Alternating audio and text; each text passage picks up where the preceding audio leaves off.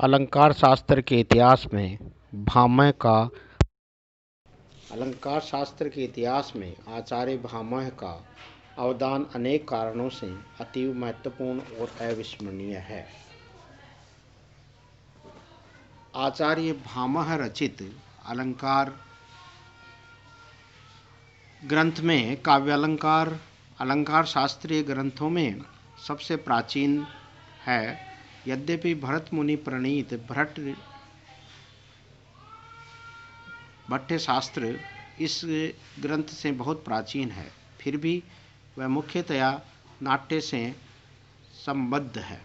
आचार्य भामह ने सर्वप्रथम अलंकार शास्त्र को नाटक से अलग करके काव्य शास्त्र पर स्वतंत्र रूप से इस ग्रंथ रत्न की रचना की तथा काव्य के सभी अंगों पर विस्तार से पांडित्यपूर्ण विवेचन किया। सर्वप्रथम भामह ने काव्य के शरीर का व्यवस्थित स्वरूप निर्धारित किया और बताया कि शब्द और अर्थ दोनों के समुचित मेल से काव्य की सृष्टि होती है, क्योंकि शब्द और अर्थ का मिला जुला स्वरूप ही काव्य का शरीर होता है। शब्दार्थौ सवितौ काव्यम, काव्य शब्द प्रधान होता है या शब्दार्थ प्रधान। इस संबंध में प्राचीन काल से ही विवाद चला आ रहा है। सर्वप्रथम आचार्य भामह ने ही शब्दार्थनिष्ठ काव्य लक्षण प्रतिपादित करके काव्य शास्त्र के इतिहास में नई क्रांति उत्पन्न कर दी। यह सिद्धांत इतना अधिक व्यापक, वैज्ञानिक और व्यावहारिक है कि भामह के उत्तरवर्ती प्राय सभी प्रमुख आचार्यों वामन, रुद्रट, कुंतक, आनंदवर्धन, मम्मट आदि ने सहर्ष इसे स्वीकार किया। शब्द और अर्थ में परस्पर नित्य संबंध है। शब्द अर्थ के बिना अर्थ है तो अर्थ भी शब्द के बिना अपना स्वरूप ही नहीं व्यक्त कर पा सकता।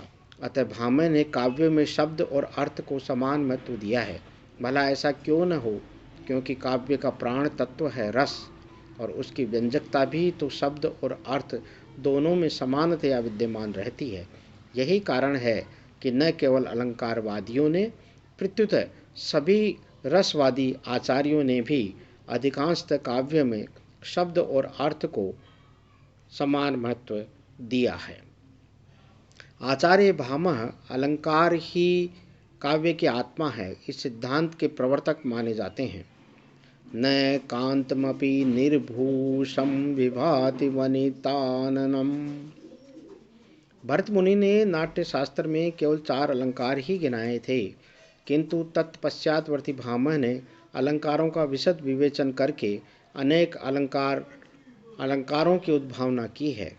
वे अलंकार हैं अनुप्रास, यमक, रूपक, दीपक, उपमा, प्रतिवस्तुपमा, आक्षेप, अर्थांतरन्यास, व्यतिरेक, विभावना, समासोक्ति, अतिशयोक्ति, यथासंख्य, उत्प्रेक्षा, स्वभावोक्ति, प्रेयस, रसवत, ऊर्जस्वी, प्रयोक्त, समाहित, उदात्त, श्लिष्ट, अपहनुति, विशेषोक्ति, विरोध, तुल्य योगिता, अप्रस्तुत, प्रशंसा, व्याज स्तुति, निदर्शना, उपमा, रूपक, उपमेय उपमा, सहोक्ति, प्रवृत्ति, ससंदेह, अन्वय, उत्प्रेक्षा, संसृष्टि, भाविक, आशी।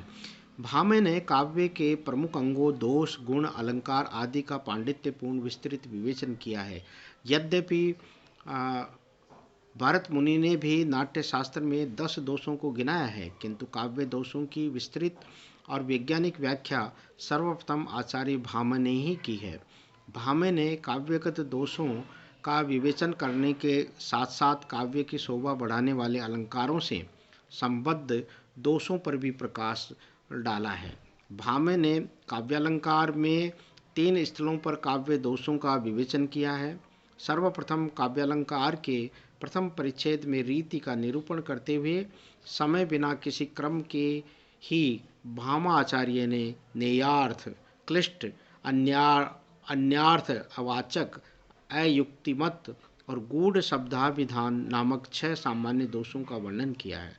तदंतर श्रुति दुष्ट अर्थ दुष्ट, कल्पना दुष्ट और श्रुति कष्ट नामक 4 वाणी दोषों का निरूपण किया है। काव्यालंकार के द्वितीय परिच्छेद में हीनता, असंभव आदि 7 उपमा दोष बताए हैं। इस संदर्भ में भामह ने स्वपूर्ववर्ती आचार्य मेधा